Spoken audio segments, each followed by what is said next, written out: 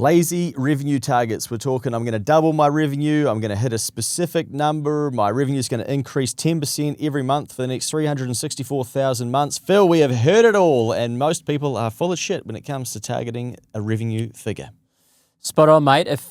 Reminds me that of your saying of if it ends in a 5 or a 0, chances are it's made up. Yeah. And that is so often the case with revenue targets. My revenue, it's going to increase by 5% this year. We will grow 10%. We've got $1 million. Let's make it a 1,100,000. Yeah. And there's not really a lot of thinking that goes into it. And just as you hit record, it reminded me of a case, and there's, I suppose, two sides to this. There's the upside of growth, and then there's the downside to it. And in recent years, we've had a contracting economy. And as we all know by now, and we've spoken about it a lot, we've had a business, a reasonably successful one, go, shit, we've got revenue of X, and we expect our revenue to grow by over 10% in the next financial year. And I asked a pretty simple question to that business owner. I'm like, with everything that's going on that we know of domestically, internationally, how are you going to achieve that number when everything's shrinking? And they were just like, oh. And I think so much of it in this business, the turnover was tied to internal metrics that were then tied to bonuses. And and so there's a little bit of self-interest here of actually going, oh, gee, let's make something that's realistic, because if we're creating a revenue target, that's going to then set what gross profit we're going to make, set the overhead structure, and therefore what profit we're going to make.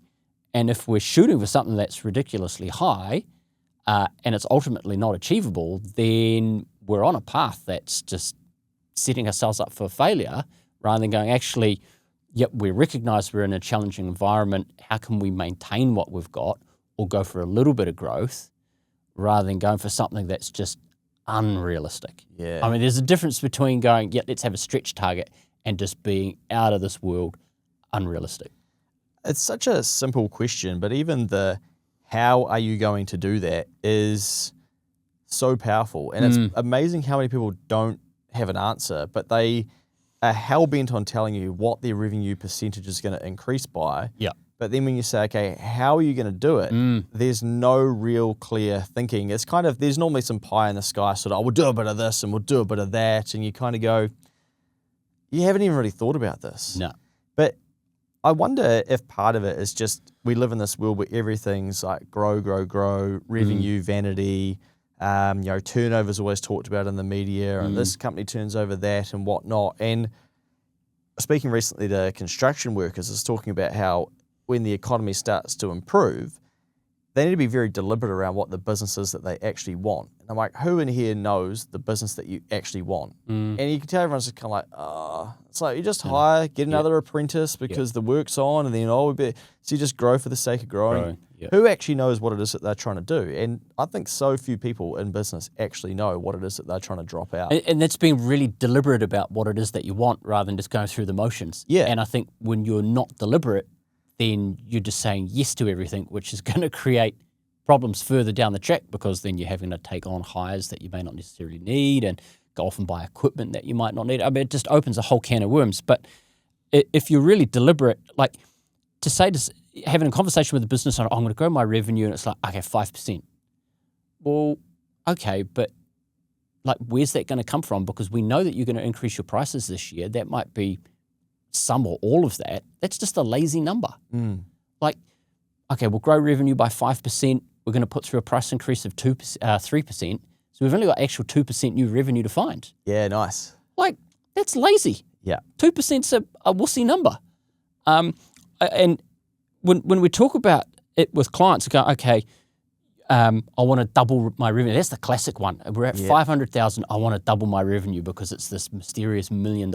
And you go, okay, well, if you want to double your revenue, how are you going to make it happen, and where is it going to come from? Let's ignore the dollar figure behind it and actually put into it something tangible in terms of how many units does that need to be. So if you're selling a product mix of, whether it's just one product, 3, 5 products, how many of those do you need to say? How many have you sold at 500,000, And if you need to double it, does that mean you're doubling the amount of units you're selling? If you're increasing your prices, then the amount of units that you need to be selling comes down. Then once you start to see the amount of units that you need to sell, you're like, oh, gee, I've never done that before. That opens up a whole new can of worms. Well, how am I going to do that? Oh, I might need a new piece of machinery. I might need a new person. I need to do this, that, and that. It's like, well, so is doubling it, because that's just the quick and lazy thing to do, actually achievable? Or it could be the flip opposite of going, yeah, you can double it, but that's actually lazy. You can actually go for more if you really push the boat out and frame things differently. Sometimes I like to do that, okay, instead of doubling revenue, why don't we double profit without doubling revenue? I'm like, what do you mean? I'm like, okay, let's work from the bottom up and let's go at this from a different angle. Because everybody's so like, oh, revenue. And it's like, Jesus, what if you double your revenue and you end up with the same salary? Was that worth it? Like, oh, I hadn't really thought about that. No, of course. That's why you get us to help you with this shit.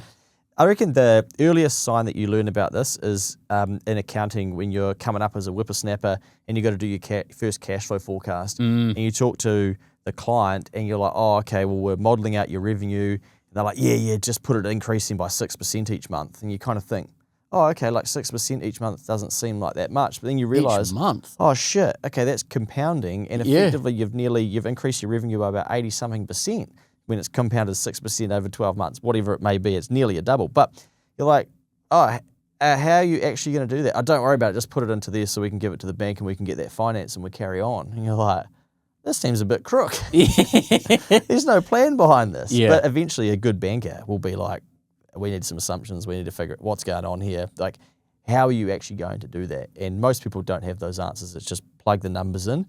And everybody loves doing this at the start of the financial year too. I've modelled out what my projected income's going to be. Oh yeah, why does it jump from there to there? What are you doing that's different in that period? Oh, calm down, mate. I want my figures to be that big. Yeah. And there's no substance sitting behind it that shows that they've got some thinking or a plan in place of going, okay, I know that I want my revenue to grow 20%. This is actually what I'm going to do. And again, be deliberate about it and intentional of going out. I'm going to go and hunt these people. I'm going to go and make this product offering. I'm going to change my prices. There's an actual strategy around it. And I think one of the real key ones, and we were talking about it earlier, is knowing who your ideal customer is. Yeah. Once you're really clear on who that ideal customer is, it makes it really easy to say no to the work that you don't want to be doing, and you become an expert or a subject matter expert or a specialist of whatever it is that you do, and then you can charge a premium for it because you're going to start and have a demand-supply imbalance.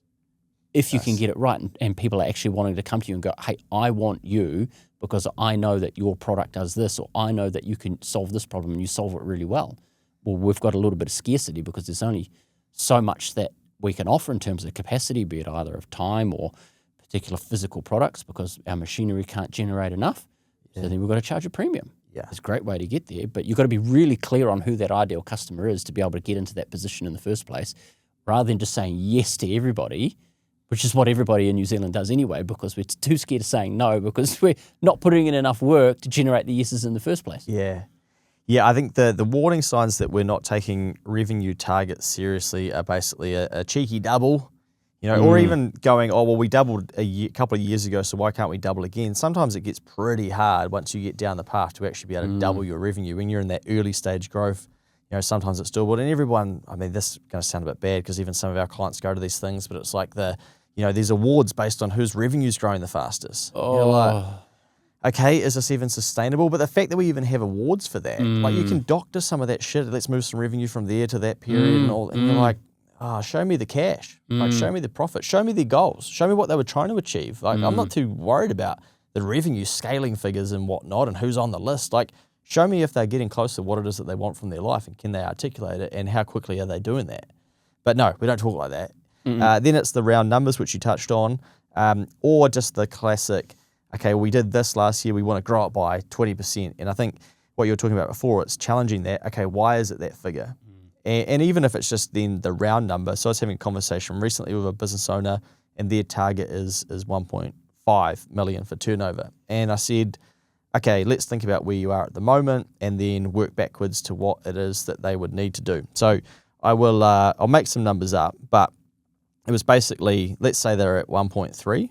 So they've got 200,000 that they need to add on to that. Mm-hmm. So 200 divided by the 1300. So they need 15% revenue growth. And I said, well, you did 22% last year. Oh. I'm like, so why are we settling on 1.5 when you're already growing faster than that? Economy is contracting. You grew at 22%. So I ran the numbers from the year before. You had 22% revenue growth here. Why do you think it's going to slow to 15? They're like, oh, well, maybe we're not going to grow as quickly, and we did a lot in that last year. I'm like, okay, like completely get that. I said, well, let's have a look also what your costs increased from last year. And we've started to erode a little bit of margin because we're not paying close enough attention to that. So there's a risk and a red flag for us. I said, we need to increase our prices to maintain that margin. Are we going to do that? Yep, we're going to do that. And I said, okay, roughly what are we going to do? Well, we're going to increase our prices by 5%. So then all of a sudden they're at 1.365. Wow. Just by increasing the prices. So yeah, they might have some people drop off that don't want to use them, but that's something that they're committed to doing. So now they basically need 135K of revenue outside of that. So now it's only 10% of new growth. So the question that I asked them, and the question that we want the listeners to ask themselves out there, and you can get some seriously free Next Advisory coaching here, is, okay, what are the processes that a business that turns over $1.5 million needs in order to do this? Now, then I said, but we know that 1.5 isn't really a good figure. It's too small for you. We're playing it too safe. What are the processes that a business that turns over $2 million has? What are they? Now, then we started getting into the work of, okay, that's the how. So what are the processes that they have? So when I said to them, when was the last time you sent out an email? They said, oh, we haven't actually done that for a bit. I said, do you reckon the $2 million business does it? Yeah, they probably do it. Do you reckon they've got a process around it? Yeah, they probably do. Okay, maybe if you want to do 1.5 or 2, we need a process around that. So that, I think, is the how, and that's the bit that people can't do because they don't want to turn it into a process. It's like, oh, we'll hire a BD person, we'll do some sales, we might start some marketing. They sound like the right answers, but you need to work back to what are the processes that we actually need in order to keep dropping out more revenue and to create some, hopefully, profitability if we've got the margin right. I think part of it also comes back to business owners just consistently playing it safe because they're scared of going, right, well, I want to set up 1.5. I know that number's safe so that if I don't hit it, I'm going to feel better about myself. Or if I do hit it, it's like, oh, great, I have done it. Rather than, like to your point, the other way of looking at it that we suggest to business owners is around what are the decisions that the business owner in 5 years' time is going to make? Yeah, or nice. what does the business in 5 years' time look like, and what are the decisions you need to make now to make that happen? And have you got everything in place, or are you starting to get things in place for that business in 5 years' time to look like? Yeah. And then when you frame it like that, I was like, ooh. Yeah. And I had the conversation with a business owner recently where they've got some internal challenges, I suppose systems and process related, and it creates some frustration and some double up on work. And I'm like, well, knowing where you want this business to be, and in terms of people and turnover and all the bits and pieces that you've got your puzzle that you're building, does this puzzle piece form part of the business that is going to be there in 5 years' time? Like, is this fit for purpose? And they were just like, well, no. And I'm like, well, what are you doing about it? Because the longer you kick the can down the road by tolerating this, the harder it is to change that in year 2, 3, and even worse in year 4, because you're making all of these big gains as we get closer to year 5, but you're neglecting dealing with this now. Deal with it now while it's small, and make the big move to make becoming the business in 5 years' time that much easier. I've been having a couple of conversations exactly along those lines recently this week with clients, with 2 different clients, same sort of thing, where they keep saying yes at a rate that they know is not sustainable, but it's working and everyone's saying yes, so it's comfortable. I'm like, we can't do that long term because it's not sustainable, and we know that. So we need to draw a line in the sand, because now you're worried about them being called by such and such and go like, hey, do you know anyone that does this? Oh yeah, cool, my guy, he's a legend, he does it for this. And now you know that it came from that person. You can't say, oh, this is how we charge, because they're like, oh, well, you know, they said that you only charge this. And I'm like, the longer that this goes on and that you don't go out there and hunt the right types of clients, we have to keep doing it like that. So we've got to draw a line in the sand and stop this. Otherwise, we're going to assume that that's how we have to price based on what we did for that person there. But again, like, it's uncomfortable. It is, and you've got to constantly remind yourself when you're in business, if it's uncomfortable, there's kind of similarities here with the kids, you know. They play it safe and they do what's always comfortable, which is just normally the wrong thing to be doing because it's just playing it safe, whereas you actually need to be, like, doing the uncomfortable thing, which is sitting down, doing your homework, getting up early, being active, getting away from the screen. Like, that's the comfortable stuff when you're a kid. It's the same thing in business. It's comfortable just constantly doing the same thing over and over again, and we just tolerate it and go, okay, right, we'll worry about that later on, rather than going, oh, actually, let's deal with this, make it uncomfortable, get over that learning hump, the challenge. And most of it's in the head anyway, psychological. It's made up, it's unfounded. Actually commit to making or doing something different, do it, and you go, oh, gee, right, okay, that's unlocked another chapter or another door I can push through. I was talking to a hair salon. I often change up my examples to, you know, protect client confidentiality and whatnot. But remember recently I was telling you about my chiropractor who uses text. Talking to this hair salon, I said, do you guys text your clients? Oh, yeah, reminders that their appointment's coming up. I'm like, wicked, what about promos? Like, oh, never really thought about that. Again, I'm like, okay, then we have the process conversation. I say, well, if business that's turning over 2 mil, do you reckon they turn it into a process? Shit, they probably do. So to tie two of these examples together, then I'm like, okay, well, how can we use this text? Well, like, we could do a bulk, you know, like offering, promo offering. I'm like, well, yeah, but that's a one-off. Like, how can we make it a process? Oh, well, maybe if we have cancellations of appointments and we have spare capacity, which we know we have internally, we could offer that out to the database and say, hey, we've got appointments on these days, first in, first served. And I'm like, now we're talking. Now we're talking. Because what happens with the chiropractor? Well, I went in there and then they said, hey, before you leave, you're coming back in 6 weeks. Bang. So now through a process of texting people out routinely, they've got me in the door and then they've booked a meeting from a meeting. And then in a hair salon, for example, they might have products as well. So not only do they get the revenue, then a second bite at it because they then get you there again 6 weeks later. They go, well, whilst you're here, do you need to buy any of this? So you can see how introducing a process can then increase your revenue to then way overshoot your goals anyway. A lot of product going in that lid as well. Yeah, 100%. Yeah, it's made from hemp oil as well. But when we look at it, we go like, oh, okay, we could do a text blast, or like people gonna, you know, they're gonna get pissed off with that or whatnot. I said the difference between an open rate in a text versus an email, like email is 20% is considered good. 97% is the open rate of text messages. Yeah. And I said to the person, how many go to your phone right now, tell me how many text messages you've got that are unopened. Like, shit, when you put it like that. I'm like, so do you reckon we could get a text platform? We've already got one. I'm like, fuck. Okay, well, let's get some people through the door of this hair salon. And I guess, like, we're getting under the hood of specific business and good examples there, but when we're talking about working on the business and moving the needle and doing things that are going to make an impact, that is exactly it. Of rather than going, okay, we've got product X or service Y and we're going to constantly sell it and we're going to go down this path to do it, it's about looking at the business from an external lens and going, what other things or opportunities are in the business that we could be doing differently to go, we've got excess capacity. How can we monetize that? We've got an opportunity here to go out, and it doesn't always, like you say, have to be a promo. It's just going, hey, look, we've got a reasonably sticky or loyal customer base. How can we engage with them consistently to make them remember us to go, hey, look, I'll come back and I'll buy this. Or like you say, we've got capacity. Hey, does anyone want to come in? Like, it could work for a dog groomer. Yep.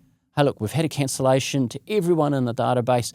Hey, look, does your dog might not be due for another few weeks. Boof, do you want to come in now? You might not have booked, but you're getting capacity through the door. You're monetizing something that you previously would have just not recognized, and that's ultimately going to impact your gross profit, which we always love talking about, and increasing it. Yep. You do that consistently over the year, that's going to have a material impact on your business. And if we take the dog groomer as an example, the one thing that I think all business owners, we're all really slack at, and I'll ask the question and I'll pause on it and people can actually answer it. When was the last time you made an offer to the marketplace?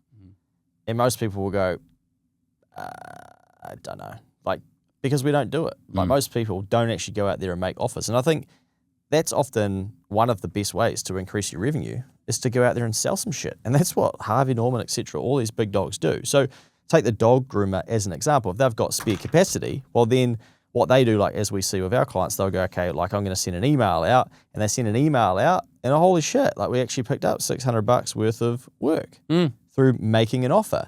And then we go, okay, well that worked. How can we turn that into a process? Okay, well, it worked via email, so now we've got data to suggest that it does work. Why don't we do, 12 offers across the year? So we do this email on the same day, every month, and we theme it, and we do something different. And now we've taken an idea, turned it into some revenue to collect data that it works, and then we go, okay, now we need to theme this out. That's where we get stuck, like, oh, okay, what offer will I do then and what not? ChatGPT, start Googling it, sign up to your competitors, see what offers they're doing. Or you should be knowledgeable enough about your industry to know, okay, what do they need? Now, you might be able to have the February fur baby or the, December bloody dash hound or something. Who knows what it is, right? Yeah. But theme it to demand that will be there, much like our cleaning client does, where they've done this exact process where they go through and have an offer every month and sometimes even roll fortnightly and go, it's probably the oven heading into Christmas. It could be the deck. It could be the pool. It could even be just the carpet cleaning or whatever. And because their database is so large, they know that there'll always be like 1%. Somebody in there that's got a problem that they can solve. Yeah, like 1% of those people are probably going, that's me right now. I do need that. Yeah. And a percentage of that 1% will go, you know what, I'm going to bite, I'm going to pay for this. And simply by making an offer, figuring out what people want and what it is that we can help them with, and then turning it into a process, you start to increase your revenue and you start to realize like, oh, this is doable and you can outgrow the economy, you can outgrow your competitors, and you can start to collect enough information to go, well, maybe I could putting this on steroids. Now let's run it as a Facebook ad for the next 4 weeks, and then we change it up each month, and you start going wider and wider. My mind spins and thinks, I wonder if it's because business owners put their personal lens on it, that when they get the email themselves from our business, it's just, oh no, I'm not interested, delete. So then they go, well, if I send an email, that's what everybody's going to do that's going to get my email because that's how I behave, rather than going, yeah, but you don't need that in that point in time. If you've got a database of 1,000 to 3,000 people, good chance is there's going to be somebody in there that when you hit them at the right time with an offer, that it'll pique their interest. They go, oh yeah, actually, that reminds me. Yeah, I will do that. And you only need one person to say yes. Yeah. And the email's paid for itself. It's low cost anyway. Yeah. Oh, mate, like I get it. I think people do think about that, but go home and ask Grace, is it good that you've got food on the table tonight? I'm going to Fiji tomorrow and it's pretty good to be able to pay for it without debt. And I'll tell you what, often a lot of the cash that we have that comes in comes from us putting offers into the marketplace and sending out fucking emails that people unsubscribe to. I tell you what, we're still here and it still works. We get fed and it's just part of it. No, not everyone's going to like what you're doing, but fine. Like let them go do that somewhere else. If there's people that do need your help, then great. Like they're going to stay and they're going to listen and eventually they're going to buy. The funny thing is, people will talk like that about their business. Like, oh, I get so sick of those emails and shit. Yeah. Okay, sweet. Send us over your bank statements. Let me have a look at them for the last 30 days, 90 days. I bet you've got transactions where you've been influenced, where you've been hit by targeting, or an email or whatever, and you spend and you go like, oh, no, I don't like that. Most people are lying to themselves. That's exactly how they're spending. And they say, no, it doesn't work. It doesn't work. Oh, but what happens if people unsubscribe? Perfect. That's the other objection that people will pop up and go, well, okay, you send out an email to 1,000 people and 2 people unsubscribe. That doesn't even register a blip. You've still got 998 people on your email list that you can target that one of them might say yes to. You've just got 2 less people that weren't ideal customers to begin with. I think that's the point I'm making around like putting food on the table, going to Fiji and whatnot. It's like your goals should be big enough that you don't care about the 2 people who unsubscribe, or you don't go like, oh, I'm not going to do that because of what they think. Like your goal should be pulling you so hard to go, well, that's not even relevant. Like you should be more scared of the downside risk of not sending the email, of not doing the text, of not making the offer. That should scare you more than like, oh, what if bloody Betty unsubscribes and says like, take me off your list. I'm sick of these emails. Like, good. We want them off the list. They're not buyers. I think it highlights that with all the tactics that we've spoken about, and that's at a very high or surface level approach in terms of some of the common stuff, but there's more to it in each individual specific business, that it highlights that those arbitrary revenue increases are just bullshit. Because if you actually put your mind to it and properly challenge yourself and come up with a structured plan, you can outperform just an arbitrary, I'll increase by 5% or 10%. You know, like we said, the price increase, I'll do 5% of that. Well, that's already bridged the gap, so it's reduced it. Well, make it more audacious, and that'll make you more hungry to go out and do more things. Yeah. You just got to be prepared to go out and try and push the boat out and test it, but make sure you've got a really robust plan of going, right, well, if I am going to do 20% growth, which is huge, what am I going to do differently? Because getting 10% the year before to then double that, you're going to have to do something different. Yeah, even like, me personally, I think about the stuff where I'm trying to, at the start of the year, I'm like, okay, it'd be good to do one speaking gig a year. Then there's like 12. It should be pretty manageable. It should still be enjoyable. I'm not at the point of like, oh shit, this is now getting monotonous and whatnot. But even so, I'm already like, man, the admin starts building up and you got to book flights and all this stuff. And then like, oh, but anyway, I'm like, oh, what's getting in the way of not doing this? And I know deep down, I'm like, you're not even promoting the fact that you're doing it. So I'm like, okay, mate, you need to start regularly posting, like at least post once a month of me standing on stage talking so that people are like, oh, this is what this person does, and basically tell a story about speaking. Then I'm like, but I need the photo from this. Then I'm like, okay. So now at the end of each speaking thing, I'm like, hey, you guys had a professional photographer. Can I please get them? I'd love to talk about your event and thank you for having me and shit. So then I've got to build a process around that and actually like be deliberate about it, because really at the moment I'm just relying on people to then go like, he was good, or we saw him, like let's see if he's available, and from people talking, and I know that snowball will roll, but I'm like, I want the snowball to roll faster. So then what am I actually doing in order for that to happen? And then I go, well, it could be like I could do one a fortnight. I could probably get 26. There'd be easily 26 gigs out there that I could have a crack at. Do I actually want to do that? And I think going back to the start, it's like being deliberate about what it is that you actually want to do and go, okay, how do you reverse engineer making this happen rather than just waiting for it to happen? So I think the important lesson there for business owners when setting revenue targets is make sure you're challenged on them and don't just go, right, I'm going to do it like we were saying, 5-10%. I would go external and then get someone to go, right, well, this is what I want to do. Now let's help me come up with a plan to make this happen, and what am I going to do differently? I think we touched on it, but the reverse engineering of, okay, like at the start of the year for myself, for instance, I'm like, okay, if I set a target of say 250K of this type of work or 300K, then I'm like, oh, how many sessions actually is there? And what's that a blend of? And I go, okay, I could do 12 of those. I'm like, oh shit, that's 98. I'm like, fuck, I'm 202 short. I kind of thought 12. I'm like, oh, okay, then maybe, so we do a bit of that. And then I'm like, oh, okay, that gets to about like 240. Then I'm like, oh, okay, so that actually, is this even possible to start with and challenging it? But then, okay, where's that going to come from? Okay, we're going to have to do like these actions. So you mentioned it earlier before we went live, but basically someone talking about like, okay, my revenue is going to be this in the future. And you go, well, like, how many of those items is that? And again, like no real thinking. So I think a lot of the time too, we can just see what other people are talking about, revenue growth and stuff, and not actually go, oh, what would it actually take in my business in order to be able to do that? And how many units is that, or how many service offerings, etc. And I think, like that should be fun for people to sit down and do. It's fun to say like, 20, 30%, but it doesn't seem fun to sit down and go, okay, like what do we actually need to do in order to be able to deliver that? Righto, well, hopefully at this time of the year, you are thinking about targets for the next 12 months and for your financial year, and do it properly, and actually put some time into it so that you don't just look back and go, oh, well, we had another good year. But also run your profit and loss to 31 March 2025, then compare it to 2024, 2023, 2022, and have a look at the journey that you've been on and start to look at some of those increases. But don't just look at revenue, look at the profitability as well.